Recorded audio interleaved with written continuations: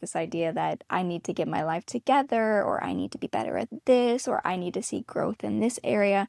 And so it's very easy to be really hard on yourself when you're making these resolutions or when you're making your plans for a year. I just encourage you to pay really close attention to the language that you use and the thoughts that you have around that, as much as whatever action that you're taking.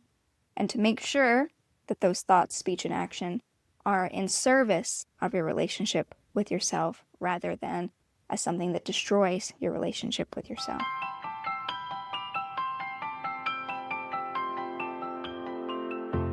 Hello humans, it's your host Kory, and this week we're going to talk about New Year's resolutions because it's that time.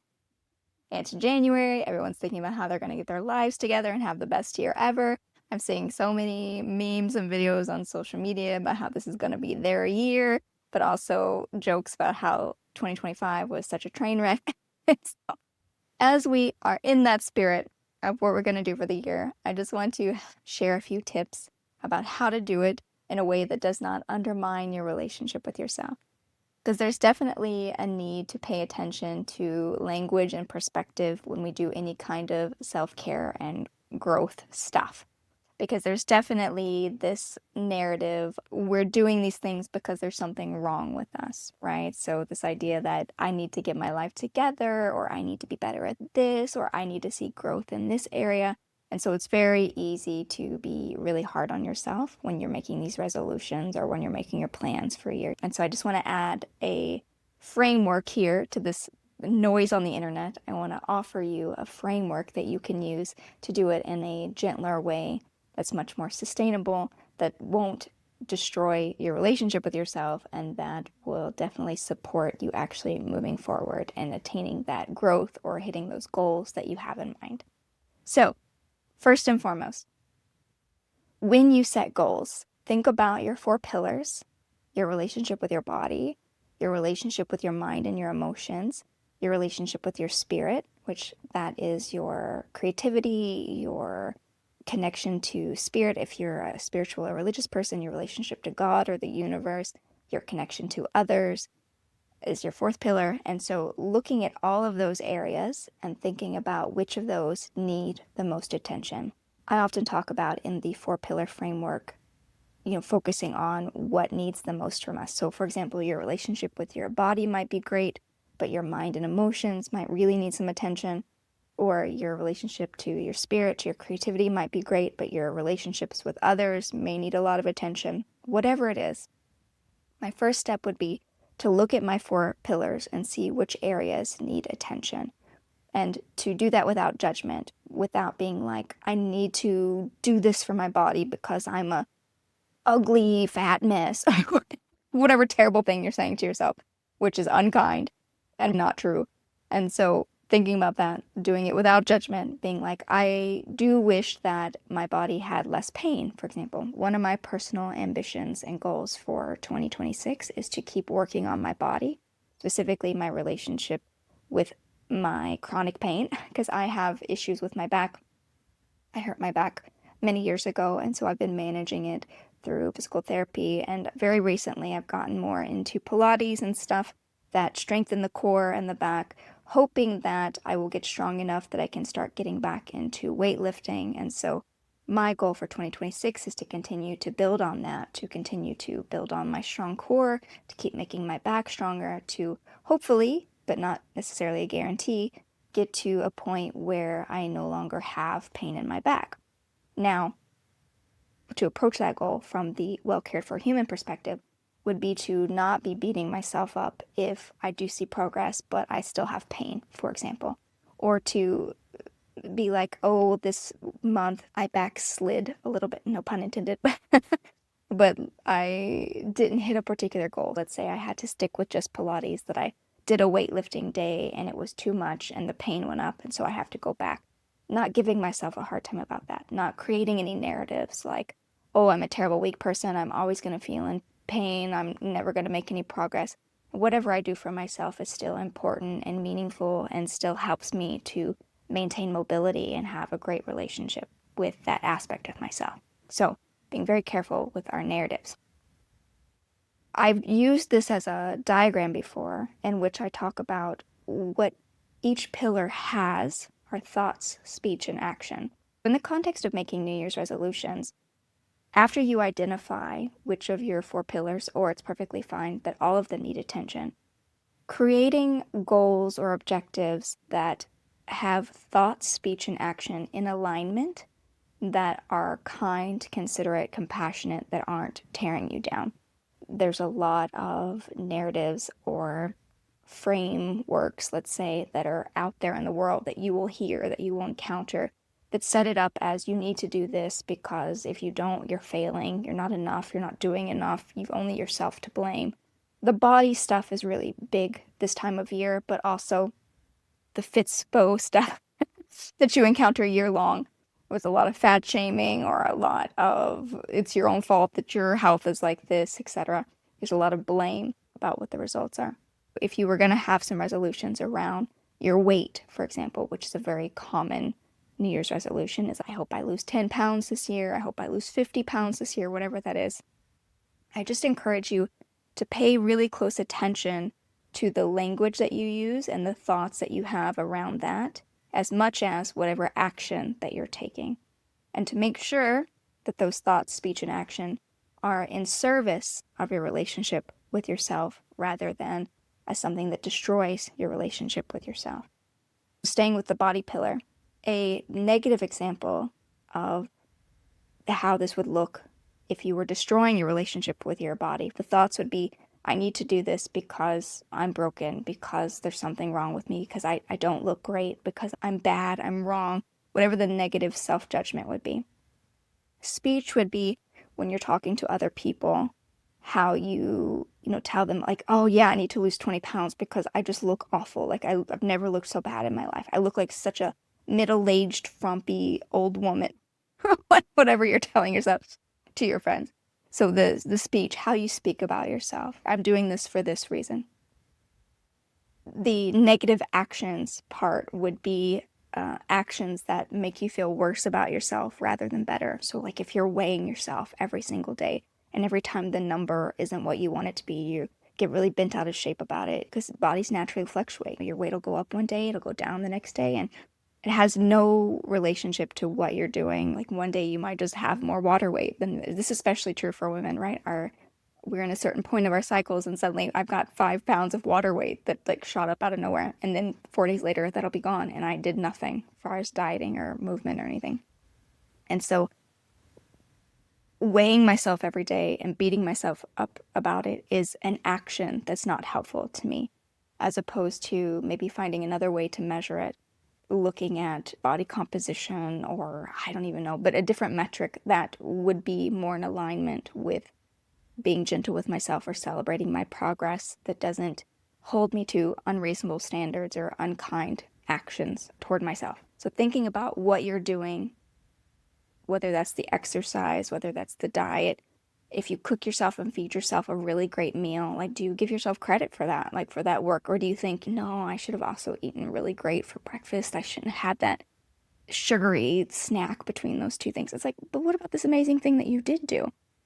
Are those thoughts, speech, and actions in alignment with yourself, or do they detract from you?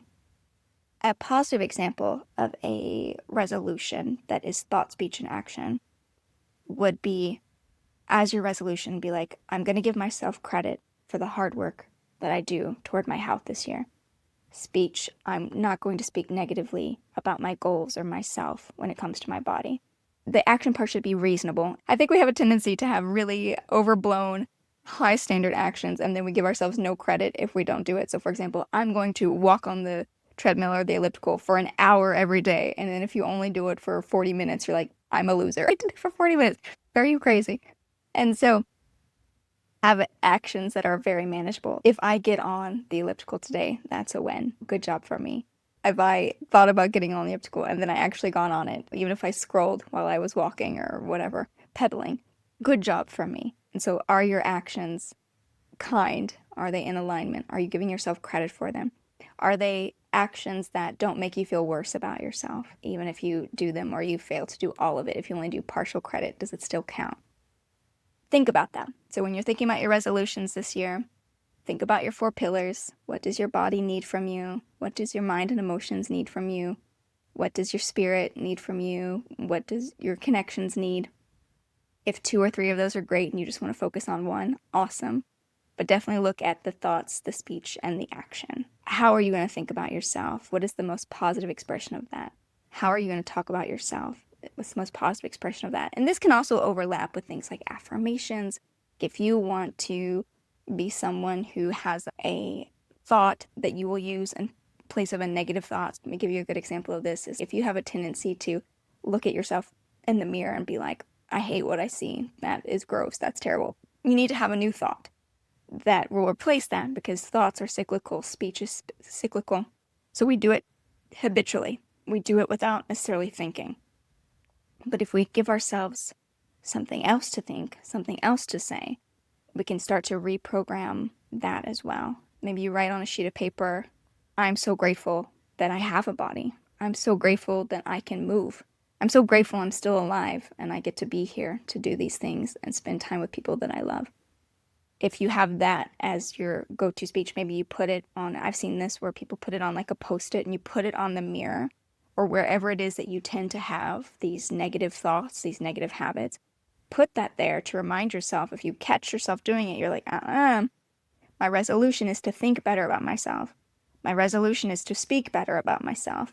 And here I'm doing it, so let me do this instead. Here's what I'm going to do instead.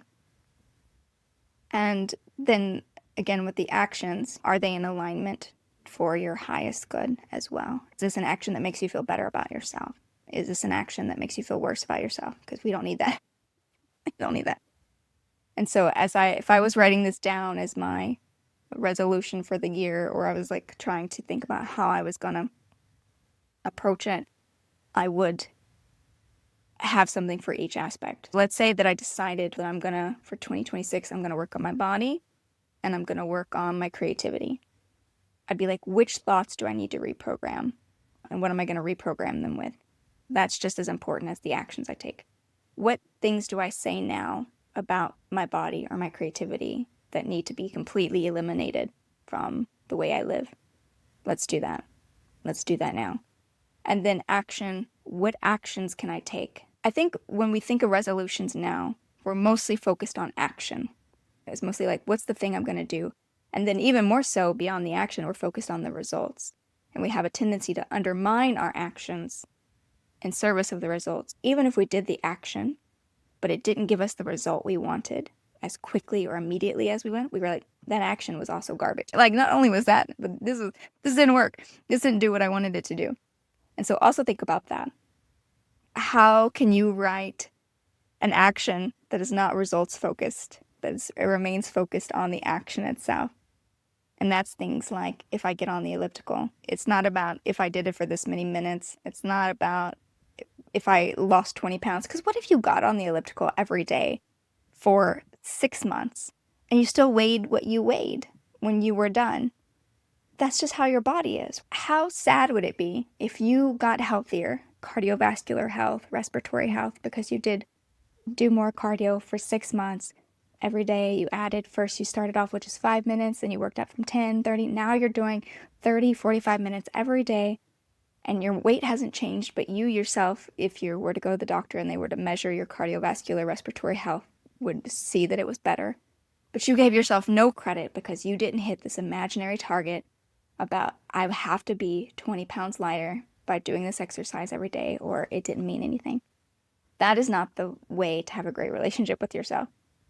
And so in this time where the world is like, you need goals, you need to have resolutions, you need to be focused, you need to get your stuff done this year, just be very careful about what that looks like, okay? The thoughts are just as important. The speech is just as important. And the actions should be focused on the action itself, not on the results. If you don't get the result you want, but you did the action, that's still great. It's still awesome that you did those things for yourself. And then maybe just be a bit balanced in which of your pillars need your attention. One of them, all of them. And then where can you apply this thought, speech, and action framework to these different areas of your life? In addition to thinking about your 4 pillars, the different areas of your life, that may need goals or ambitions or objectives, in addition to thinking not just about the action, and especially not about the result, but about thought, speech, and action, that balance, I would also encourage you to break it down as much as possible. There's 12 whole months, and I feel like if we had an ambition to, I don't know, lose 20 pounds by December of this year, I don't think that's a great resolution. One, because again, it's results focused. Two, it's heavily emphasized on the action itself, not about how you think about your body, not about how you feel about your body, how you talk about your body. It ignores all this other stuff. But also because I think it's hard for humans to remember how long a year is, like how to keep working towards something for 12 whole months.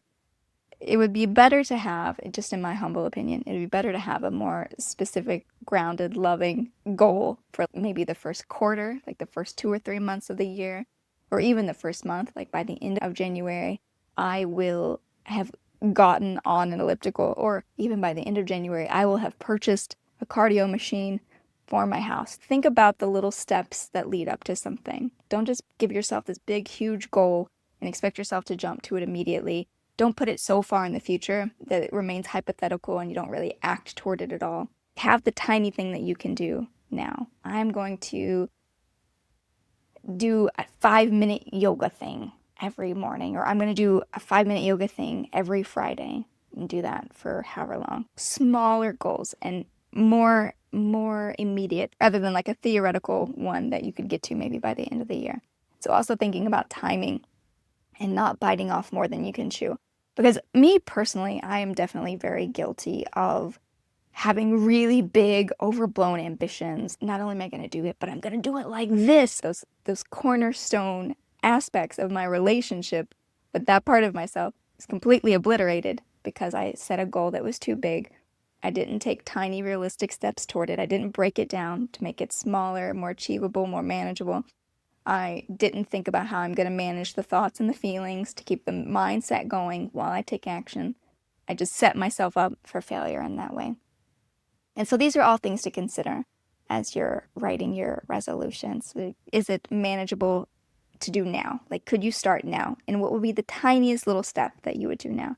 And what are you going to do to manage the thoughts and feelings as you take these tiny, realistic steps forward?